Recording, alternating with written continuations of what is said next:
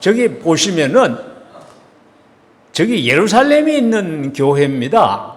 그 그림에 나오는 게 저게 쪽에 첨탑이 있어요. 저렇게 보시죠.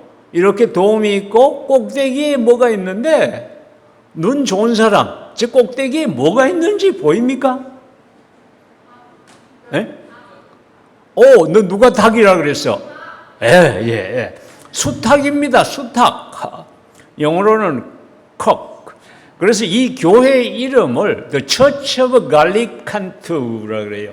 갈리 하면은 이 라틴어로 수탉을 컥. 칸투함 여러분들 이 시곡 같은 데 보면은 칸토스 칸토스 이게 이제 칸토하면은 라틴어로 노래한다는 뜻입니다. 영어로는 The Church of Cock-crowing. 그래서 한국 사람들은 저걸 닭우렁 교회 그렇습니다.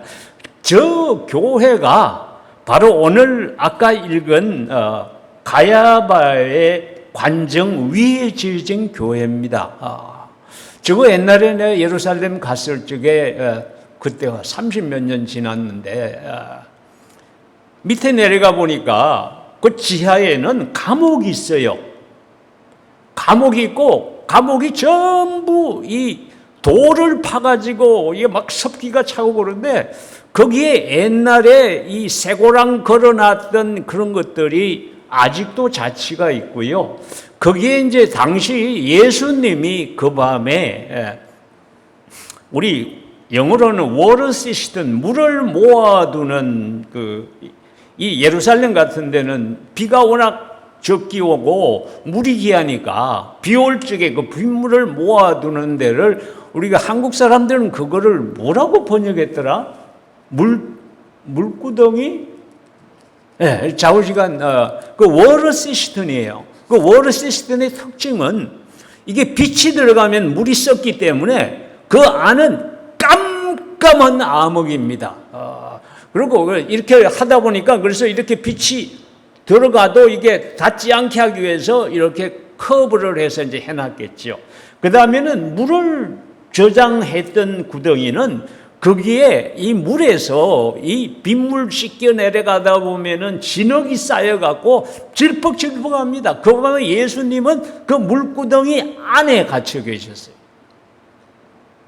밤새 그 진흙 물구덩이에 갇혀 계신 거예요. 깜깜한 암흑 가운데. 내가 거기 들어가서 쭉 보면서 참, 우리 주님 그 밤이 영어로는 많이 그래요. The longest night in his life. 그 밤에 주님은 무엇을 생각하셨을까? 그럼 좀 생각을 해봤던 바로 그 장소입니다. 그런데 오늘 설교는 그게 포커스가 아니고 이 장소가 바로 베드로, 그러니까 3번 예수님을 부인한 걸 기념해서 교회를 거기다 지어놓은 거 아닙니까? 영어로 put yourself in Pedro's shoes. 베드로 입장에 한번 여러분을 넣어보세요. 인류 역사가 계속되는 동안은 예루살렘이란 동네가 지금 저렇게 계속 있는 동안은 모든 사람들이 저 교회의 꼭대기 첨탑을 보면서 베드로가 예수님을 3번 부인한 걸 기억합니다. 베드로의 인생에서 가장 비참한 몰락의 순간이에요. 오늘 말씀 읽은 가운데 제가 짧게 일부만 읽을게요. 여러분들 눈이 좋으니까 저게 잘 보일 거야, 그죠? 베드로가 이르되 이 사람아 나는 내가 하는 말을 알지 못하노라고 아직 말하고 있을 때 닭이 곧 울더라. 주께서 돌이켜 베드로를 보시니 베드로가 주의 말씀 곧 오늘 닭 울기 전에 내가 3번 나를 부인하리라 하심이 생각나서 밖에 나가서 심히 통곡하니라. 여기서 예수님이 돌이켜서 베드로를 보시니 하는 이 장면은 우리 사복음서에 누가복음에만 따로 나옵니다. 참 이 누가복음도 그렇고 나중에 사도행전을 봐도 그렇고 사도행전도 여러분들 바울 행전하고 베드로 행전하고 주로 거기에 섞여 있습니다. 그러나 시작은 베드로입니다.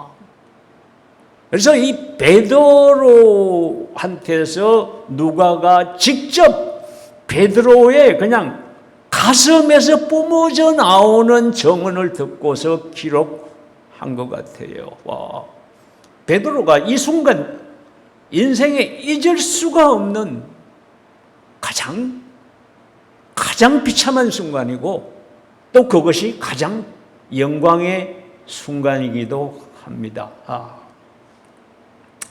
참 베드로 입장에 생각해 보시라고 오늘 이 예수님이 3번 부인하리라고 말씀하신 부분이 바로 그 앞에 나와요.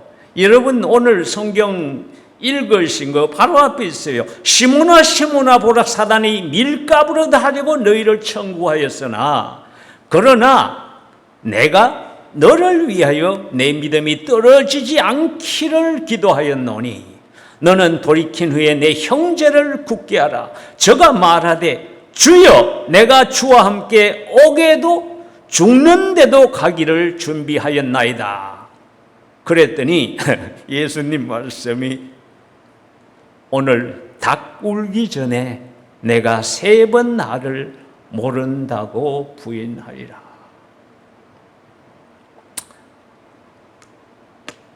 예수님이 돌이켜서 베드로를 보셨을 적에 3번째 예수를 부인한 바로 그 순간 예수님이 돌이켜서 베드로를 보셨을 적에 베드로의 마음에 바로 이게 생각이 나서 이 밖에 나가서 비통하게 울었다고 얘기하는 거예요. 근데 저는 말이에요,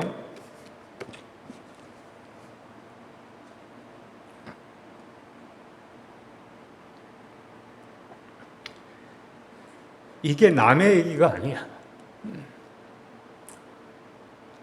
우리 인생에서 살면서 베드로 같은 이런 참담한 순간이 없는 사람이 있을까? 제 지나간 인생 쭉 돌아보면요, 상당히 여러 번 있었습니다.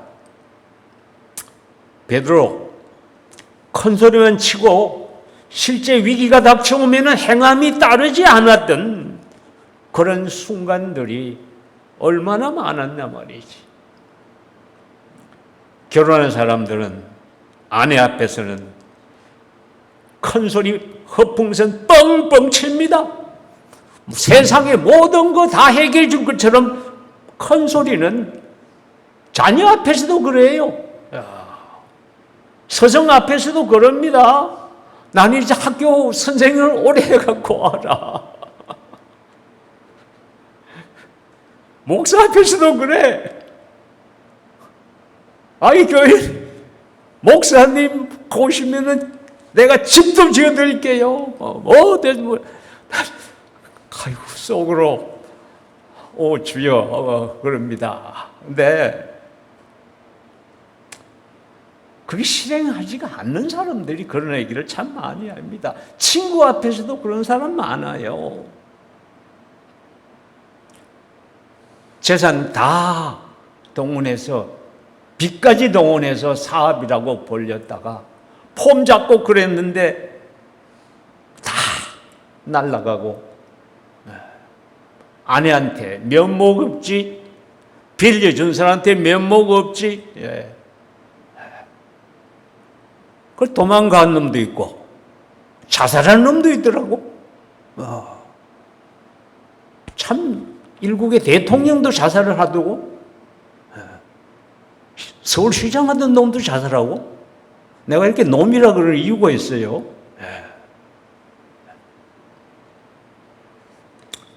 그런 거야.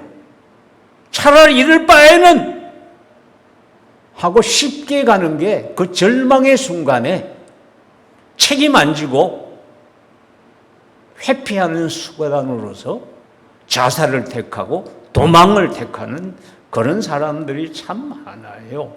근데 그게 남의 이야기가 아니란 말이지. 그래서 저는 이 베드로의 오늘 이 사건을요, 베드로의 비극의 스토리가 아니에요. 지금 예루살렘에 가서 갈리칸토 교회를 보는 사람들이 베드로의 비참한 순간을 가지고서 비웃는 사람 한 사람도 없습니다. 베드로 하면은 교회 수사도요, 예루살렘 교회를 처음부터 돌이켜서 형제를 굳게 하라는 주님 말씀대로 그렇게 세운 사람. 그래서 로마에 가면 로마 교황청은 초대 교황을 베드로로 삼은 거예요. 그리고 교황청 안에 세인트 피터스 카세드라는 게 있어요. 그게 이제 우리가 베드로 보좌 그러는데, 카세드라 하면은 앉는 자리예요. 이게 이제 히라보입니다. 거기 막 가운데는 베르니니 이 카노피라고 해갖고 뭐가 쫙 이렇게 아주 로마 교황청의 아주 대표적인 걸작품이에요. 그게 바로 뭔지 진짜인지는 모르겠지만 베드로 무덤 위에 기둥을 세워갖고 이제 거기 있고, 그게 이제 뒤로 해갖고 베드로 보좌가 있는 거예요. 그래서 교황이 거기 앉아서 말을 하면은 성령 충만해서 말하기 때문에 성경과 같은 효과가 있다고까지 얘기하는 거예요. 베드로 하면은 영광의 사도입니다. 근데 참 내가 이상한 거는 어떻게 이런 사람이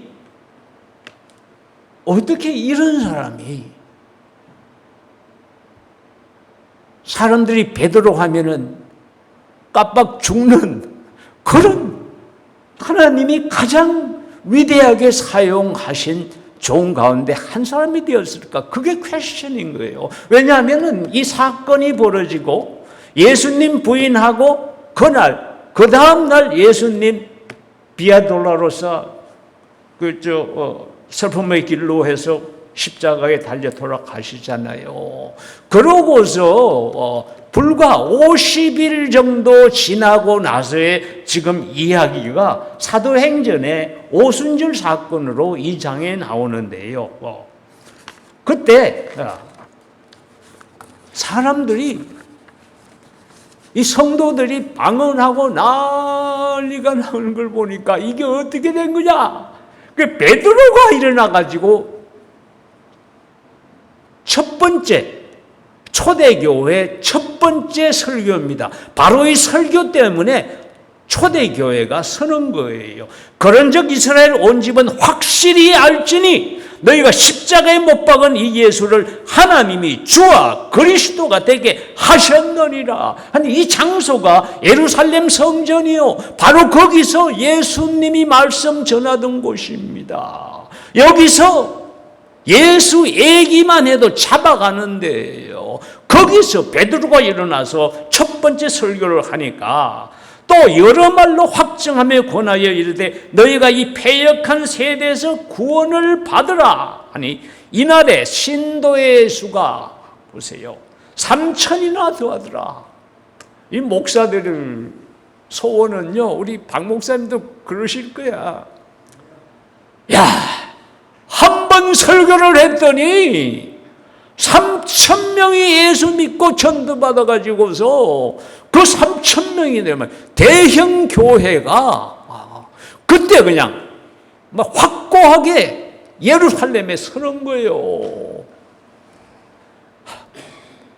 저도 옛날에 내가 교회에 목표 세운 게 1,000명 교회, 5명 목사 동역해서 하는 그런 교회를 꿈을 꾸었는데 하나님이 그건 안 주시고 그런 종들을 키우라고 학교에서 선생을 시키시더라고.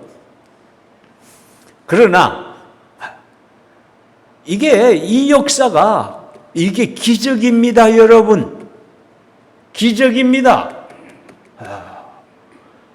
바로 50일 전에 이 예수 그리스도께서 십자가에 달려서 돌아가는 것을 보면서 그냥 손가락질하고 그냥 비웃고 하던 그 군중들이요.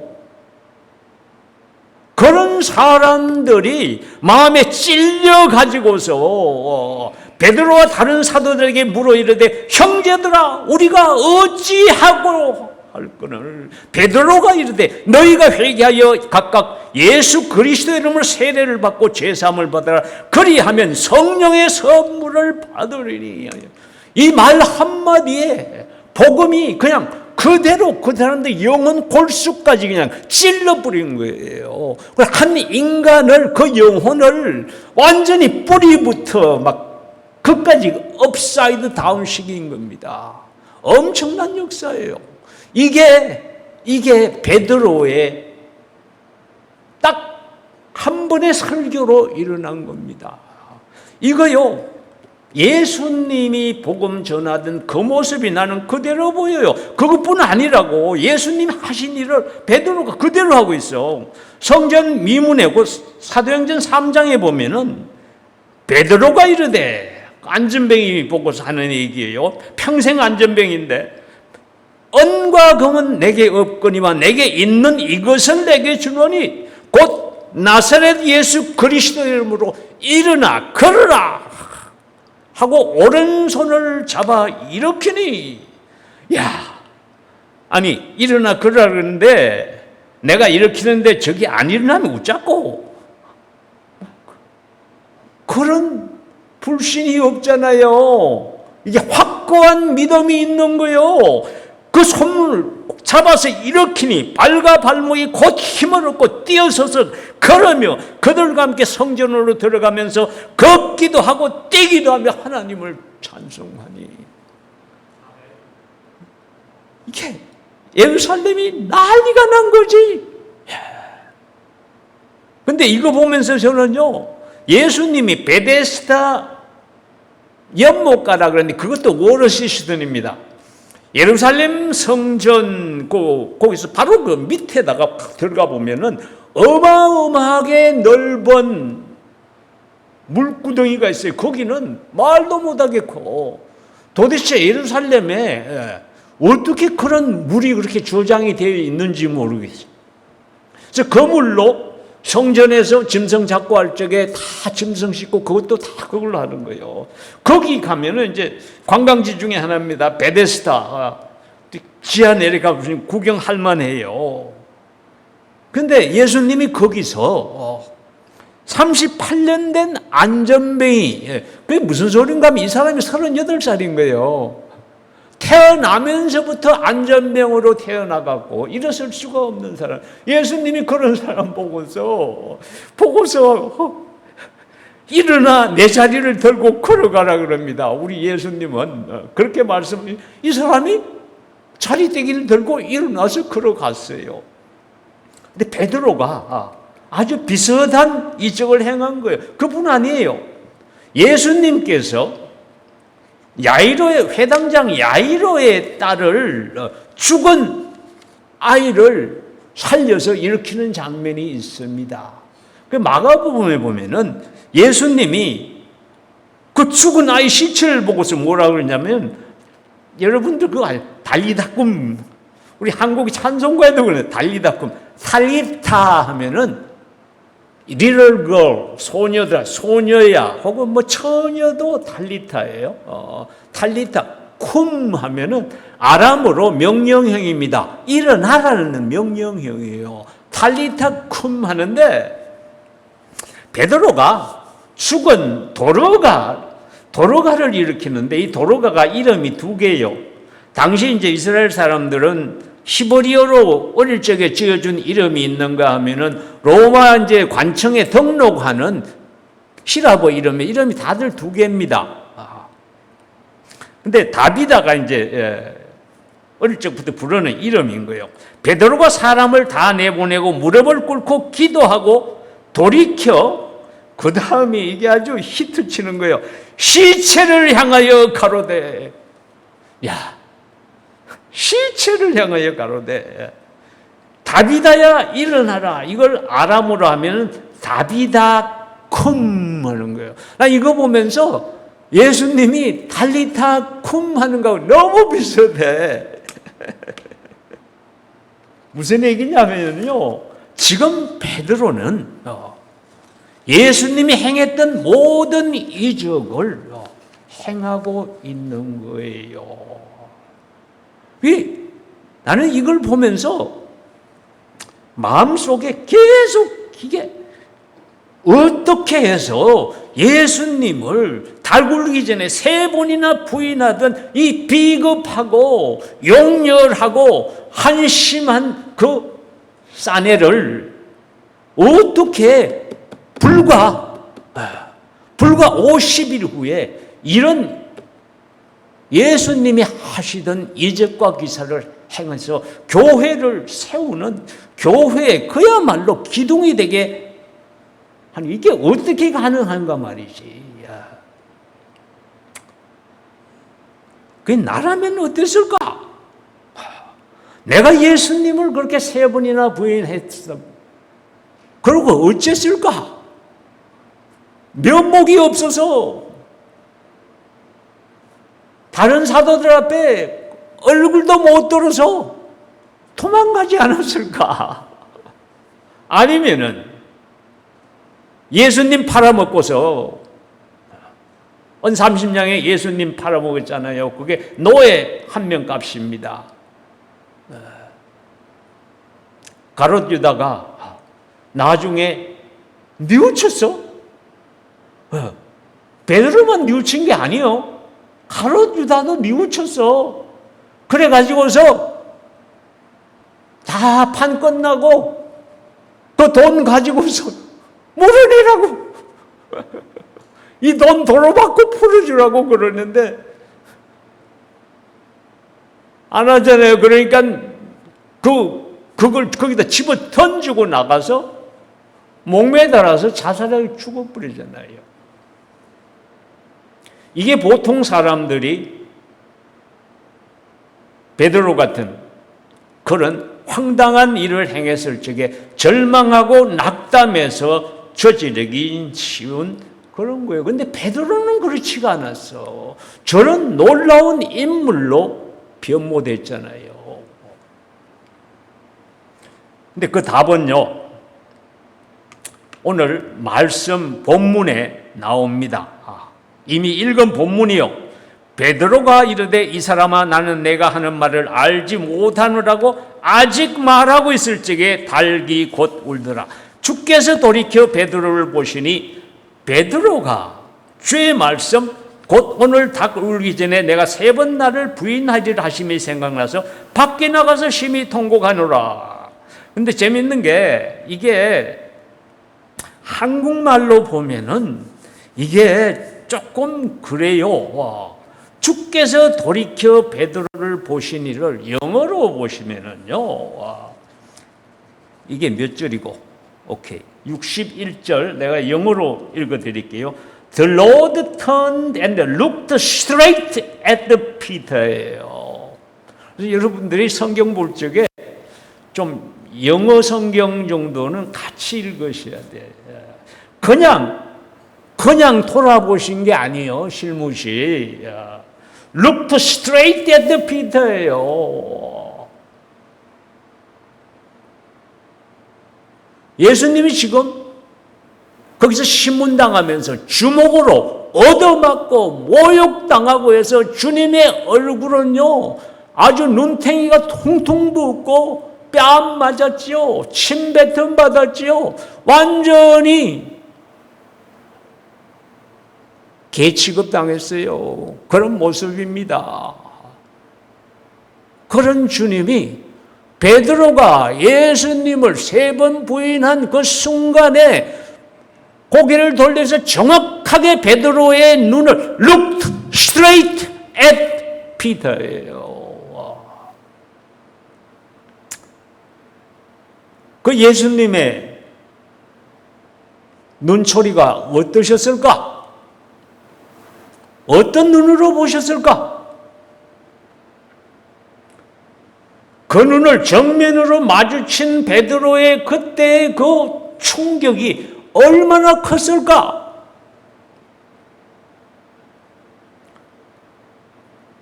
저는 이 말씀 가지고서 여러 코멘테이터들 이 글을 다 보는데 그 중에서 가장 정확하게 그때 장면을 묘사한 게 윌리엄 바클레이 코멘터리요.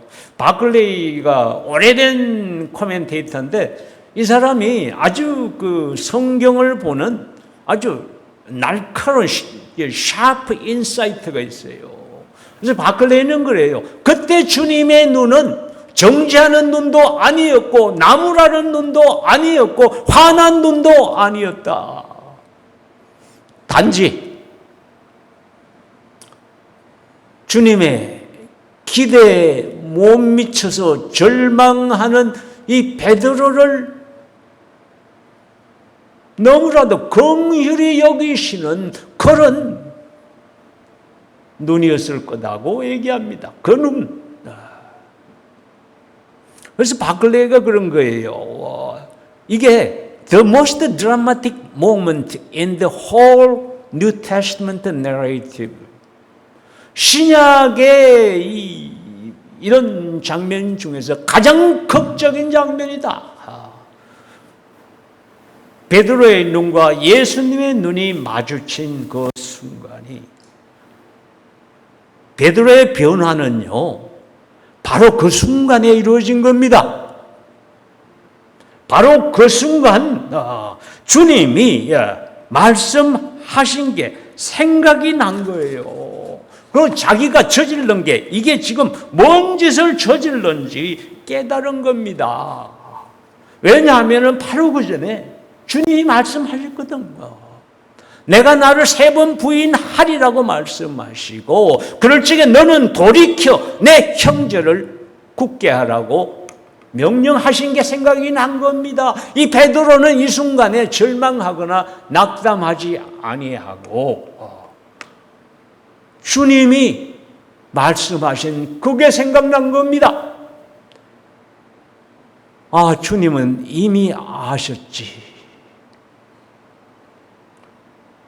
그러고서 주님께서 그랬을 적에 비록 그랬을지라도 절망하거나 낙담하지 말고 돌이키라는 겁니다. 회개하라는 겁니다. 회개하는 거하고 절망하고 낙담하는 거하고는 다릅니다, 여러분. 회개한다는 것은 주님 앞으로 돌아서는 겁니다. 지금까지 뒤에 내가 저질렀던 거 다 버리고 이제 앞만 쳐다보는 겁니다. 주님이 원하는 것이 무엇인지를 다시금 바라보는 겁니다. 그래서 돌이켜 내 형제를 굳게 하라는 이 명령이 주님과 눈을 마주쳤을 적에 베드로는 그 순간 완전히 내 인생의 베드로라는 자의 인생의 방향이 그때. 그래서 베드로는 주님 돌아가시고 나서도 낙담하고 좌절하고 다 이제 사라진 것이 아니라 오순절 그 역사부터 시작해서 교회를 반석 위에 세운 사람입니다. 그래서 예수님이 그러셨잖아요. 너는 베드로라. 내가 이 반석 위에 교회를 세우리니 음부의 권세가 이기지 못하리라 그랬잖아요. 우리 예수님 하신 말씀은 어느 한마디도 땅에 떨어지지 않아요. 땅에 떨어지더라 분들이 열매를 맺지요. 주님은 그렇게 신문 받으시면서 그러시면서도 베드로를 그 가운데서도 자신을 3번이나 부인하는 베드로를 한 번 보심으로 교회 반석으로 온전히 세우신 거예요. 그게 우리 주님입니다. 그게 우리에겐 굿뉴스예요, 여러분. 오늘 여러분들하고 한번 기도하기를 원해요. 이 사건을 통해서 우리가 기억할 것은 우리 하나님이 크게 사용하는 일꾼은 실수 안 하고 항상 현명하고 항상 용감하고 항상 유능한 그런 사람은 아니에요. 왜요?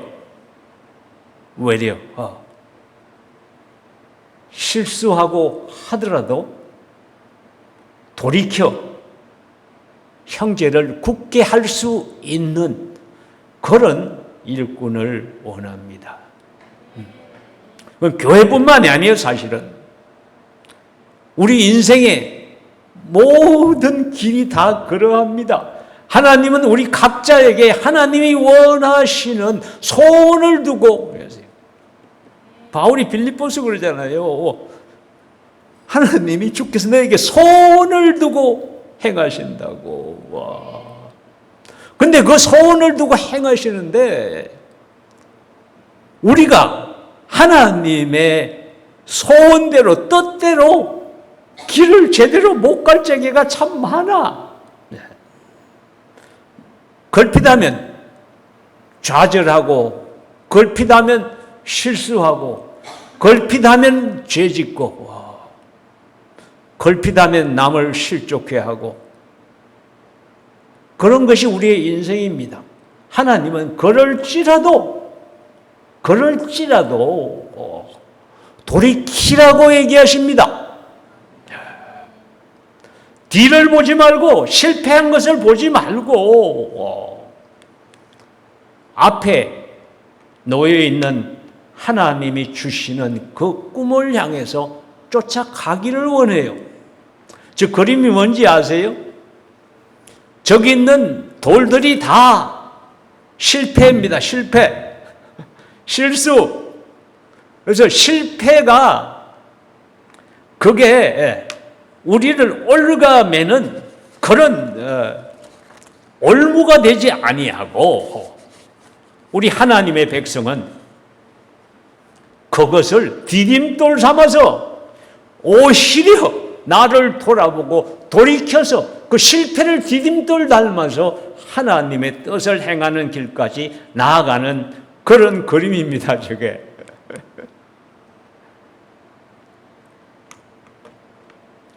그래서 여러분 지금 어디서 계신지 좀 한번 돌아보세요.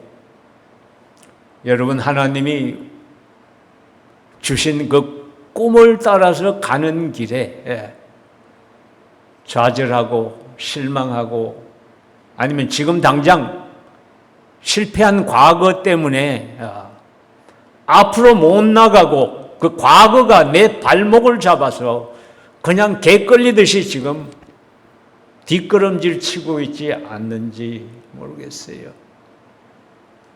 겉보기는 다 멀쩡합니다.